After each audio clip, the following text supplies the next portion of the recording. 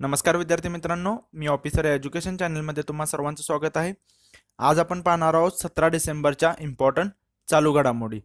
तर लेक्चरला सुरुवात करण्याआधी ज्यांनी कोणी चॅनलला सबस्क्राइब केलेलं नाही त्यांनी खाली सबस्क्राइब नावाचं बटन आहे त्या बटनवरती क्लिक करा। त्यानंतर तुम्हाला एक बेल आयकॉन येईल, त्या बेल आयकॉनवरती सुद्धा क्लिक करा, जेणेकरून नवीन व्हिडिओ अपलोड केले की तुम्हाला त्याचं नोटिफिकेशन येईल। आणि जर तुम्हाला हे लेक्चर युजफुल वाटलं तर लाईक करायला विसरू नका। लेक्चरच्या एंडला आपण क्वेश्चन ऑफ द डे घेतो, त्याचा आन्सर तुम्हाला कमेंट बॉक्समध्ये मेन्शन करायचं आहे। चला सुरुवात करूया आता आपण आपल्या कालच्या क्वेश्चन पासून। क्वेश्चन बघा, खालीलपैकी कोणत्या राज्यात पुराचा धोका कमी करण्यासाठी डिसेंबर 2018 मध्ये भारत सरकार आणि आशियाई विकास बँक यांनी 60 दशलक्ष डॉलरच्या करारावर स्वाक्षऱ्या केल्या। ओके, आपण हे पाहिलेलं होतं।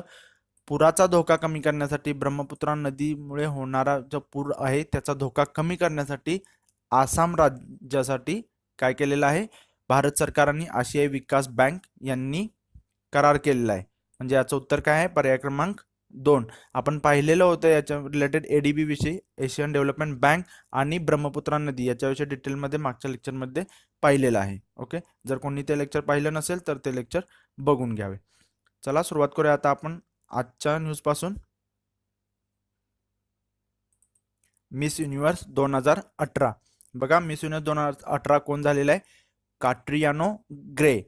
ही कोणत्या देशाची आहे, फिलिपाईन्सची आहे आणि मग ही यावर्षीची मिस युनिव्हर्स ठरलेली आहे। मग हे मिस युनिव्हर्स 2018 कुठे झालं, लोकेशन तुम्हाला लक्षात ठेवायचं, मल्टीलायनर मध्ये येऊ शकतं, तर बँकॉक थायलंड। आणि ही कितवी आवृत्ती होती, तर 67th, ओके 67वी आवृत्ती होती। आणि बघा, ही जी आहे कॅट्रियानो ग्रे, ही जी आहे ही फिलिपाईन्सची 4थी सुंदरी विश्वसुंदरी ठरलेली आहे। आणि याच्या आधी फिलिपाईन्सने 1969, 1973 आणि 2015 मध्ये फिलिपाईन्सच्या विश्वसुंदरीने हा किताब पटकावलेला आहे। यावर्षी 93 देशातील म्हणजे 93 सौंदर्यवतींनी या स्पर्धेमध्ये भाग घेतलेला होता। 2017चे मिस युनिव्हर्स कोण आहे, तर डेमिली नेल्स। बघा ही आहे, मग त्या डेमिली नेल्सनेच मग तो मुकुट तो कॅट्रियानो ग्रेला घातलेला आहे। आणि विशेष पॉइंट नोट करण्यासारखा आहे, स्पर्धेच्या इतिहासात पहिल्यांदाच असं झालेलं आहे, अँजेलिना पोन्स या ट्रान्सजेंडर सौंदर्यवतीने भाग घेतलेला आहे, जी की स्पेनची आहे। ओके, हे तुम्हाला नोट करून ठेवायचं आहे। तर बघा, स्पर्धेच्या इतिहासात पहिल्यांदाच स्पेनच्या अँजेलिना पोन्स या ट्रान्सजेंडर सौंदर्यवतीने सहभाग घेतलेला होता। पण ही जी आहे ही अंतिम 20 मध्ये येऊ शकलेली नाहीये। ओके, जस्ट तुम्हाला माहित असावं की पार्टिसिपेट केलेलं होतं। आता मग याच्यामध्ये उपविजेती कोण झाली हे सुद्धा लक्षात ठेवा, दक्षिण आफ्रिकेची टॅमरिन ग्रीन। आणि मग भारताचे प्रतिनिधित्व कोणी केलं होतं, तर नेहल चत्समाने। ओके, नेहल चत्समाने। आता मिस युनिव्हर्स आलेला आहे, तर आतापर्यंत भारताचं कोण झालं हे सुद्धा लक्षात ठेवा। भारताचं कोण झालेलं आहे, सुस्मिता सेन 1994 ला, लारा दत्ता 2000 साली। एवढ्या गोष्टी तुम्हाला मिस युनिव्हर्स 2018 विषयी माहित असणे गरजेचं आहे। बघू पुढची news.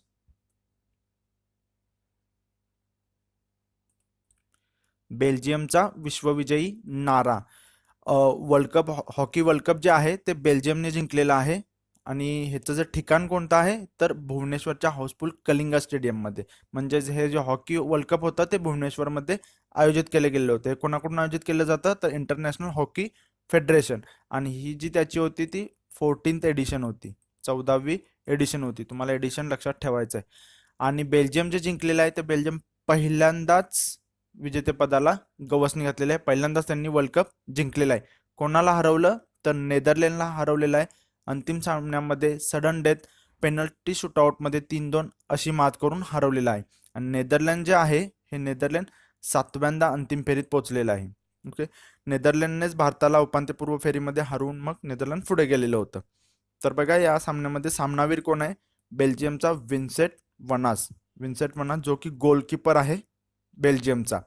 Player of the tournament बघा कोण आहे, तर बेल्जियमचा वेन डोरेन। बेस्ट सेलिब्रेशन पुरस्कार कोणाला मिळाला आहे, भारताच्या मनप्रीत सिंगला। बेस्ट गोलकीपर बघा कोण आहे, तर नेदरलँडचा पिरमिन ब्लॅक याला देण्यात आलेला आहे। आणि थर्ड नंबरला कोण आहे, तर ऑस्ट्रेलिया, जे इंग्लंडला हरवून मग ऑस्ट्रेलियाने तिसऱ्या स्थानी राहिलेला आहे। एवढं तुम्हाला याच्याविषयी माहित पाहिजे। हॉकी वर्ल्ड कप स्टार्ट कधी झाला, 1974 1. आतापर्यंत सगळ्यात जास्त वर्ल्ड कप कोणी जिंकलेले आहेत तर पाकिस्तानने जिंकलेले आहे, हे तुम्ही लक्षात ठेवा. पाकिस्तानने जिंकलेले आहेत 4 वेळा. ओके, तुमच्यासाठी आता होमवर्क आहे की भारताने कधी वर्ल्ड कप जिंकला. ओके, हे तुम्हाला मेन्शन करायचं आहे कमेंट बॉक्समध्ये. ओके, एवढं याच्याविषयी माहिती असणं पुष्कळ आहे. बघू पुढची न्यूज.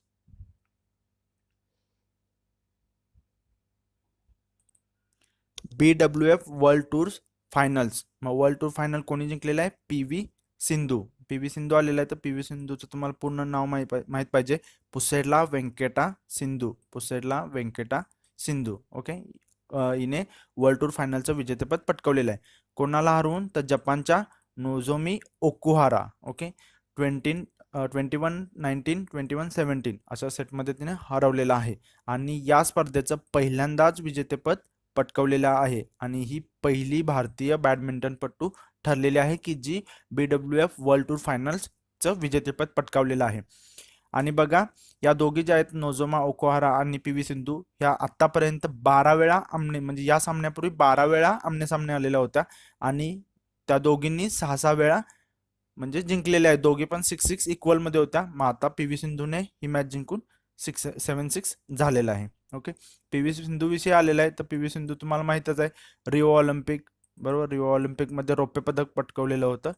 स्पेनच्या कॅरोलिना मरीन सोबत मॅच झालेली होती ती, बरोबर. आणि ऑलिम्पिकमध्ये पदक मिळवणारी सर्वात तरुण खेळाडू म्हणून सुद्धा मान मिळालेला होता. पद्मश्री पुरस्काराने सन्मानित आहे 2015ला. त्यानंतर अर्जुन पुरस्कार आहे 2013ला आणि राजीव गांधी खेलरत्न पुरस्कार आहे 2016ला. ओके, एवढं तुम्हाला याच्याविषयी माहिती असणं गरजेचं आहे. बघू पुढची न्यूज.